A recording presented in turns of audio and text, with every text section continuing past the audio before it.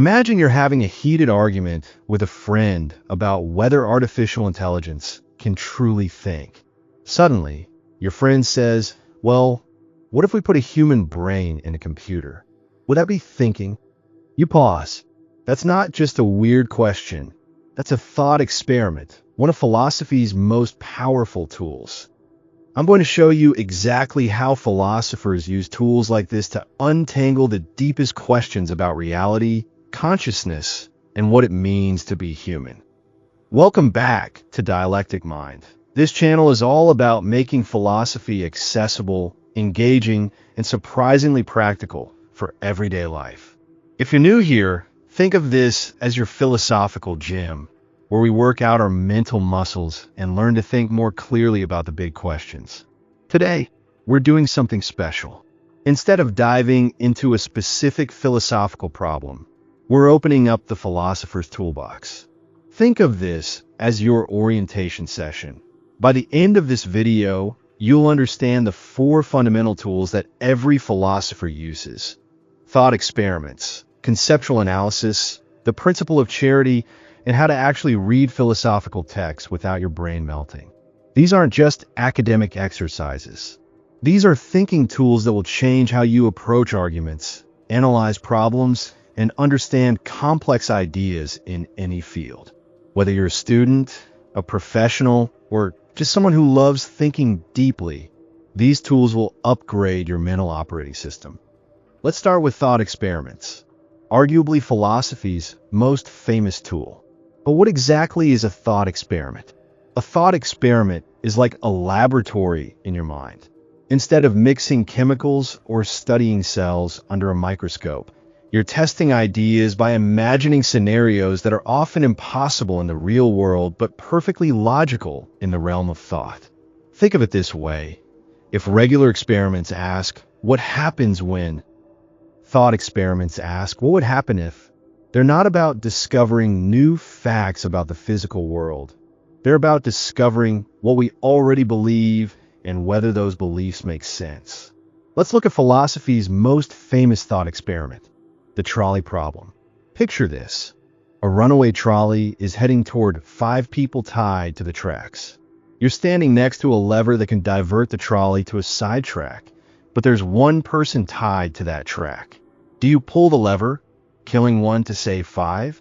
Now, most people say yes, kill 1 to save 5. But here's the twist. Imagine you're on a bridge above the tracks with a large person next to you. The only way to stop the trolley is to push this person off the bridge. Their body will stop the trolley, saving the 5 people but killing the 1.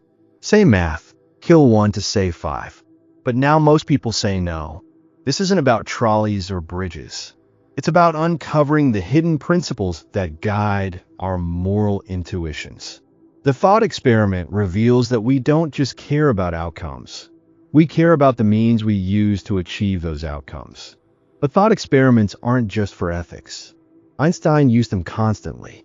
His famous elevator thought experiment, imagining being in a windowless elevator in space, helped him understand that gravity and acceleration are indistinguishable, leading to his theory of general relativity. Here's what makes thought experiments so powerful. They isolate variables. In the real world, everything is messy and complicated. But in a thought experiment, you can control exactly what factors matter. You can ask, if we remove this element or change that variable, what happens to our reasoning? Now, you might be thinking, but these scenarios are often impossible. How can imaginary situations tell us anything real? Great question. The magic is that impossibility doesn't matter. Internal consistency does. If your reasoning breaks down in an impossible but logically coherent scenario, then your reasoning probably has problems in the real world too. So how do you use thought experiments in your own thinking? Start by identifying your assumptions. Then ask yourself, what if this assumption weren't true? What would follow? You're not just daydreaming. You're stress testing your ideas.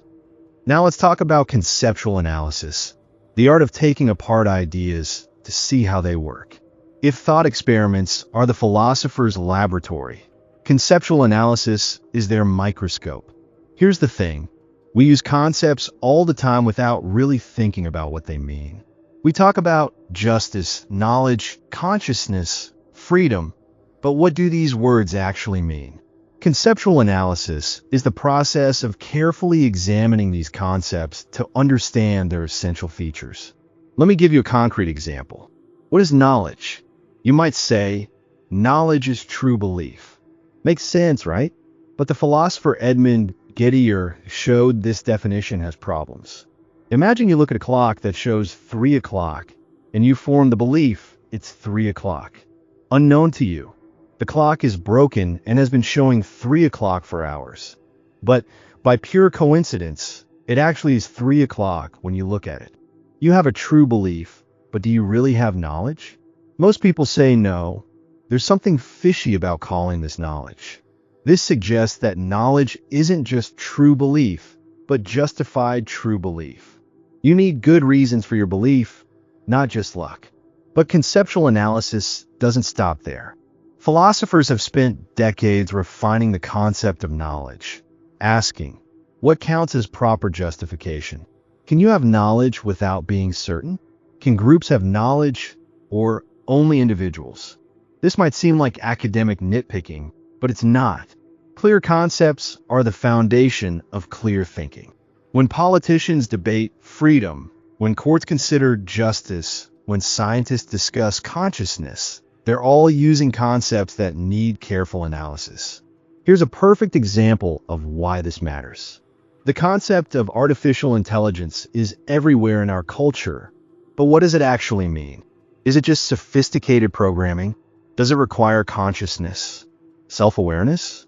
The way we answer these questions will shape everything from laws to job markets to our understanding of ourselves. But wait, you might ask, who decides what concepts really mean? Isn't this just arguing about words? Another excellent question. Conceptual analysis isn't about discovering some hidden, true meaning of words. It's about making our concepts more precise, consistent, and useful for thinking clearly about complex issues. Think of it like tuning a musical instrument. The concept of justice is like a guitar. It can be roughly in tune and still make music, but if you want to play complex pieces with others, you need precise tuning. Conceptual analysis is that tuning process. So how do you practice conceptual analysis? Start with concepts you use regularly, but have never really defined. Take success, happiness, or friend. Try to write down exactly what you mean by these terms. You'll be surprised how difficult it is, and how much you learn about your own thinking in the process. Now we come to what might be the most practically useful tool in philosophy's toolkit, the principle of charity. This is the secret weapon for having better arguments and actually changing minds instead of just yelling past each other. The principle of charity says this. When you're engaging with someone else's argument, you should interpret it in its strongest, most reasonable form before critiquing it. You should be charitable in your interpretation. This is the opposite of what we usually do. We usually strawman arguments. We find the weakest, most ridiculous version of what someone said and attack that instead. It's easier, it feels good, and it makes us look smart. But it's intellectually dishonest and completely unproductive. Let me show you how this works. Imagine someone says, I think we should increase funding for public schools. The straw man response would be, oh, so you think we should just throw money at problems without any accountability? That's naive. But a charitable interpretation might be, you think that public schools are currently under-resourced in ways that harm student outcomes, and that targeted increases in funding could address specific educational needs. Is that right? See the difference? The first response attacks a position the person probably doesn't hold. The second response engages with what they likely do believe and opens up space for real dialogue. Now, this doesn't mean you have to agree with charitable interpretations. It means you engage with the strongest version of an argument before you critique it. If you can't defeat the steelman version, maybe the argument is better than you thought. If you can defeat it, your critique will be much more convincing because you've taken the argument seriously.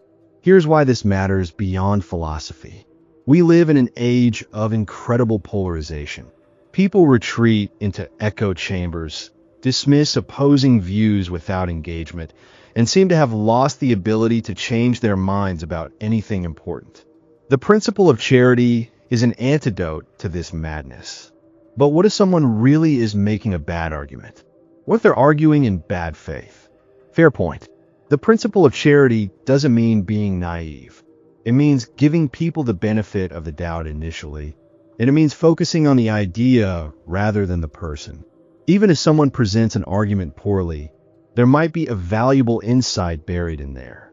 Your job as a charitable interpreter is to dig it out, polish it up, and then engage with it seriously. The philosopher Daniel Dennett put it beautifully. You should attempt to re-express your target's position so clearly, vividly, and fairly that your target says, "Thanks, I wish I had thought of putting it that way." That's the gold standard. If you can make someone's argument better than they made it themselves, then you've earned a right to critique it. So how do you practice charitable interpretation? Next time you find yourself disagreeing with someone, whether it's online, at work, or over dinner, pause before responding. Ask yourself, what's the strongest version of what they're saying? What reasonable concerns might be motivating their position? Then engage with that version. You'll be amazed at how much more productive your conversations become. Finally, let's tackle the skill that intimidates people most: reading philosophical texts. I'll be honest with you, philosophical writing can be dense, abstract, and sometimes downright frustrating. But there's a method to the madness, and once you understand it, you'll unlock centuries of brilliant thinking. Here's the first thing you need to understand. Reading philosophy is not like reading a novel or a newspaper. You're not just absorbing information. You're actively reconstructing an argument in your own mind. The philosopher isn't just telling you facts. They're showing you a way of thinking. Let me give you a practical approach. When you encounter a philosophical text, you're looking for three things: the main thesis, the supporting arguments, and the potential objections the author considers. The main thesis is the central claim the philosopher wants to convince you of. Sometimes this is stated clearly at the beginning. Sometimes you have to hunt for it. Don't worry if you don't get it immediately. Philosophy often reveals its conclusions gradually. The supporting arguments are the reasons given for believing the thesis. These usually take the form of if X is true and Y is true, then Z must be true. Your job is to follow this logical chain and see if each step makes sense. The potential objections are crucial. Good philosophers anticipate counterarguments and address them. When you see phrases like "one might object that," or "critics argue that," pay attention. These sections often contain the most illuminating parts of the argument. Here's my reading strategy. First, read through quickly to get the overall shape of the argument. Don't worry about understanding everything. Then read through slowly, taking notes on the main points. Finally, put the text down and try to explain the argument to an imaginary friend. If you can't do that, you need to read it again. But what if I don't understand the technical terms? What if the writing style is too difficult? Welcome to philosophy. Every philosopher was once exactly where you are. The technical terms are actually your friends. They're precise tools that make complex ideas expressible. Keep a philosophy dictionary handy, and don't be ashamed to look things up. As for difficult writing, remember that most philosophical texts weren't written for beginners. Kant wasn't thinking about first-year philosophy students when he wrote the Critique of Pure Reason. But that doesn't mean these texts are inaccessible. It means you need to be patient with yourself and with the text. Here's something that might surprise you. It's okay to disagree with philosophical texts. In fact, it's encouraged. Philosophy is a conversation that's been going on for thousands of years, and your voice matters.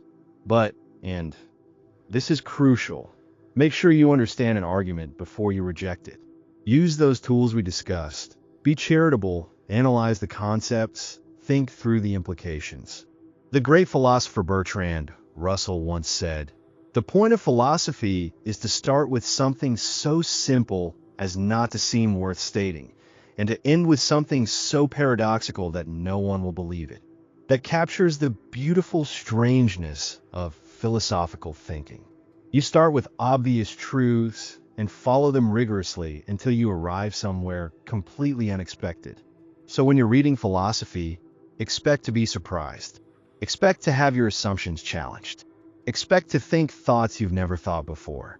That's not a bug in the system. That's the entire point. So there you have it, philosophy's essential toolkit. Thought experiments help you test ideas in the laboratory of your mind. Conceptual analysis helps you think clearly by defining your terms precisely. The principle of charity helps you engage with opposing views honestly and productively. And effective reading strategies help you tap into centuries of brilliant philosophical thinking. But here's what I want you to remember. These aren't just academic exercises.